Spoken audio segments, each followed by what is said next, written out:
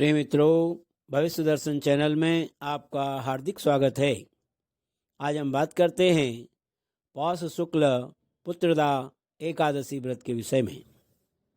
पौष मास में शुक्ल पक्ष की एकादशी को पौष पुत्रदा एकादशी कहा जाता है। इस दिन सुदर्शन चक्रधारी भगवान विष्णु की पूजा की जाती है। मान्यता है कि इस व्रत को करने से संतान की प्राप्ति होती है, इसलिए इसे पौष पुत्रदा एकादशी कहा जाता है। स्त्री वर्ग में इस व्रत का बड़ा प्रचलन और महत्व है। इस व्रत के प्रभाव से संतान की भी रक्षा होती है। पौष पुत्रदा एकादशी की पूजा विधि क्या है, इसके बारे में हम जानते हैं। इस दिन श्रद्धापूर्वक भगवान विष्णु का पूजन किया जाता है। व्रत की विधि इस प्रकार है। पौष पुत्रदा एकादशी का व्रत रखने वाले श्रद्धालुओं को व्रत से पूर्व दशमी के दिन एक समय सात्विक भोजन ग्रहण करना चाहिए। व्रती को संयमित और ब्रह्मचर्य का पालन करना चाहिए। प्रातःकाल स्नान के बाद व्रत का संकल्प लेकर भगवान का ध्यान करें। गंगाजल, तुलसी दल, तिल, फूल, पंचामृत से भगवान नारायण की पूजा करनी चाहिए। इस व्रत में व्रत रखने वाले को बिना जल के रहना चाहिए। यदि व्रती चाहे तो संध्या काल में दीपदान के पश्चात फलाहार कर सकते हैं। व्रत के अगले दिन द्वादशी पर किसी जरूरतमंद व्यक्ति या ब्राह्मण को भोजन कराकर दान दक्षिणा देकर व्रत का पारण करना चाहिए। संतान की कामना के लिए क्या करें? प्रातःकाल पति पत्नी दोनों संयुक्त रूप से भगवान श्री कृष्ण की उपासना करें। संतान गोपाल मंत्र का जाप करें। मंत्र जाप के बाद पति पत्नी प्रसाद ग्रहण करें। गरीबों को श्रद्धानुसार दक्षिणा दें और उन्हें भोजन कराएं। इस बार पौष शुक्ल पुत्रदा एकादशी का जो पारण मुहूर्त रहेगा वो 25 जनवरी 2021 को प्रातः 7:13 से 9:21 तक रहेगा।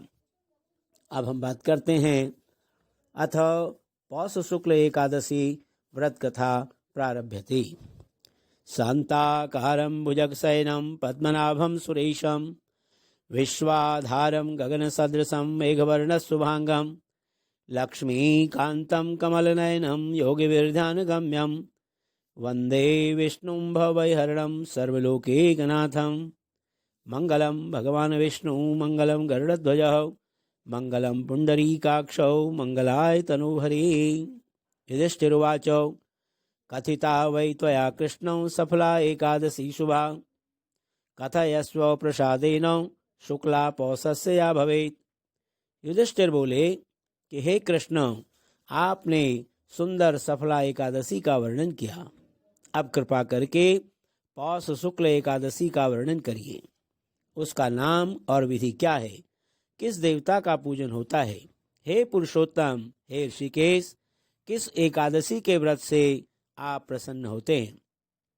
श्री कृष्ण जी बोले कि हे राजेंद्र, लोकों के उपकार के लिए पौष शुक्ला एकादशी की विधि में कहूँगा। हे राजन, पूर्वोक्त विधि से इसको करना चाहिए। इसका नाम पुत्रदा है। यह सब पापों को दूर करने वाली है। सिद्धि और कामना को पूर्ण करने वाले नारायण इसके देवता हैं। चर अचर तीनों लोकों में इससे श्रेष्ठ और नहीं। कथा के सुनने से हरि भगवान मनुष्य को विद्यावान और यशस्वी बनाते हैं। उन पापों को हरने वाली कथा को मैं कहूँगा, तुम सुनो।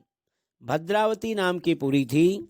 वहाँ सुकेतुमान नाम का राजा था। उसकी सैव्या नाम की प्रसिद्ध रानी थी। वह राजा पुत्रहीन था।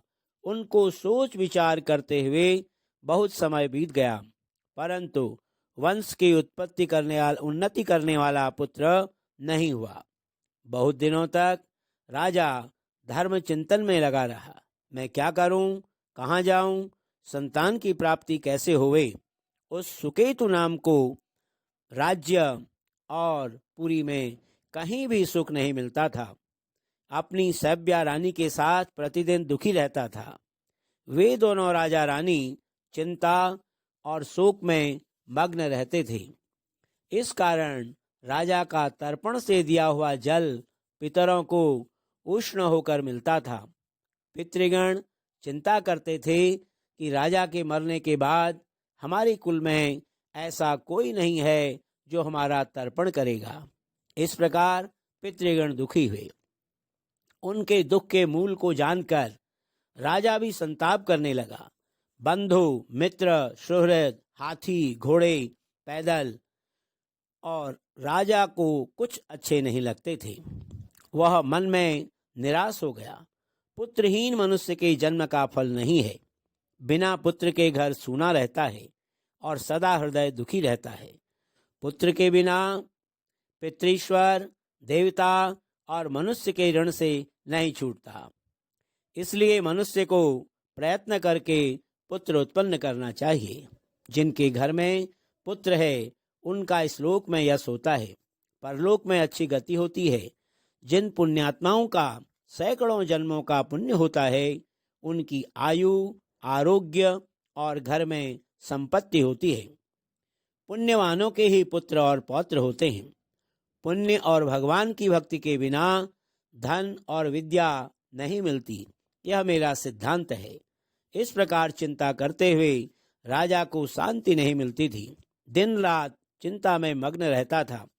फिर सुकेतुमान ने आत्महत्या का विचार किया, परंतु उसके परलोक में दुर्गति समझकर वह विचार छोड़ दिया। संतान के अभाव से अपने शरीर को दुर्बल देखकर अपनी बुद्धि से अपना हित सोचकर घोड़े पर बैठकर राजा घोर वन में चला गया। पुरोहित आदि किसी को यह मालूम नहीं हुआ। मृग और पक्षियों से युक्त उस गंभीर वन में राजा वृक्षों का अवलोकन करता हुआ भ्रमण करने लगा। बड़ पीपल बेल खजूर कटहल मौलसिरी सप्तपर्ण तिंदु तिलक साल ताल तमाल सरल गौंदी ककुभ श्लेषमातक भिलाया सल्लकी करमर्द गुलाब खैर साग ढाक इत्यादि सुंदर वृक्ष देखे। फिर राजा ने मृग व्याघ वराह सिंह बंदर और विल से निकले हुए सर्प देखे।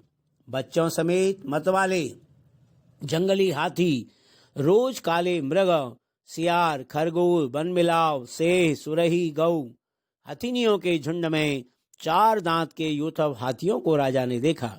उनको देखकर राजा को अपने हाथियों की याद आ गई। उनके बीच में भ्रमण करता हुआ राजा दुखी हुआ। कहीं श्रगाल का शब्द कहीं उल्लुओं का शब्द सुन राजा आश्चर्य में होकर वन को देखने लगा। उन पक्षियों को देखते हुए वन में विचरते हुए राजा को मध्याह्न का समय हो गया। भूख प्यास से राजा का कंठ सूख गया। इधर उधर दौड़ता हुआ चिंता करने लगा। मैंने ऐसा कौन सा बुरा काम किया जिससे ऐसा दुख मिला। मैंने यज्ञ और पूजा से देवताओं को संतुष्ट किया, मिष्ठान्न भोजन तथा दक्षिणा देकर ब्राह्मणों को संतुष्ट किया, समयानुसार प्रजा का पुत्र की तरह पालन किया। यह सब करने पर भी मुझको ऐसा कठिन दुख क्यों मिला। इस प्रकार चिंता करता हुआ आगे वन में चला गया। पुण्य के प्रभाव से कुमुदिनी से सुशोभित मानसरोवर के समान एक सुंदर सरोवर को देखा। यह सरोवर चकोर चकवा और राजहंसों के से शब्दायमान था। उसमें मगर मछलियां और जल के जानवर थे। ऐश्वर्यवान राजा ने सरोवर के पास बहुत से मुनियों के आश्रम देखे और अच्छे शकुन होने लगे। राजा का दाहिना नेत्र और दाहिना हाथ फड़कने लगा। इन अंगों का फड़कना शुभ प्रतीत हुआ। सरोवर के किनारे मंत्रों का जप करते हुए मुनियों को देखकर घोड़े से उतरकर राजा उनके सामने खड़ा हो गया। व्रत करने वाले मुनियों को अलग अलग प्रणाम किया। हाथ जोड़कर राजा ने सबके लिए दंडवत किया। राजा को बहुत हर्ष हुआ। वे मुनीश्वर भी प्रसन्न होकर बोले कि हम आपसे प्रसन्न हैं। हे राजन, आपकी क्या इच्छा है वह कहिए। राजा बोला, हे तपस्वियों, आप कौन हैं और आपका क्या नाम है? आप यहाँ किस लिए आए हैं, यह मुझसे स्पष्ट कहिए। मुनि बोले, हम विश्वेदेवा हैं और स्नान करने के लिए यहाँ आए हैं। माघ का महीना निकट आ रहा है। आज से 5वें दिन माघ लग जाएगा। आज पुत्रदा नाम की एकादशी है। हे राजन, यह पौष शुक्ला एकादशी पुत्र की इच्छा करने वालों को पुत्र देती है। तब राजा बोला, पुत्र उत्पन्न करने के लिए मैंने भी बड़ा प्रयत्न किया है। यदि आप प्रसन्न हैं तो मेरे लिए सुंदर पुत्र दीजिए। तब मुनीश्वर बोले कि हे राजन, आज पुत्रदा नाम की प्रसिद्ध एकादशी है। आज ही इस उत्तम व्रत को करिए। हमारे आशीर्वाद से, भगवान की कृपा से, हे राजेंद्र, आपको अवश्य ही पुत्र प्राप्त होगा। इस प्रकार उनकी आज्ञा से राजा ने पुत्रदा एकादशी का उत्तम व्रत किया। द्वादशी में पारायण करके मुनियों को बारंबार प्रणाम करके राजा अपने घर पर आ गया। रानी के गर्भस्थिति हो गई। मुनियों की आज्ञा से, व्रत के प्रभाव से समय पर तेजस्वी और पुण्यात्मा पुत्र पैदा हुआ। वह बालक पिता को प्रसन्न रखता था। फिर वह गद्दी पर बैठकर प्रजा का पालन करने लगा। हे राजन, इसलिए पुत्रदा एकादशी का व्रत करना चाहिए। संसार के हित के लिए मैंने यह तुमसे कहा है।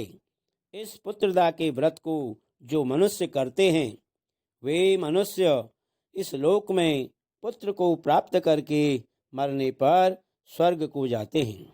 हे राजन, इसके पढ़ने और सुनने से अश्वमेध यज्ञ का फल प्राप्त होता है। इति श्री भविष्योत्तर पुराणे पौष शुक्ला पुत्रदा एकादशी व्रत कथा समाप्तम। बोलो श्री कृष्णचंद्र भगवान की जय।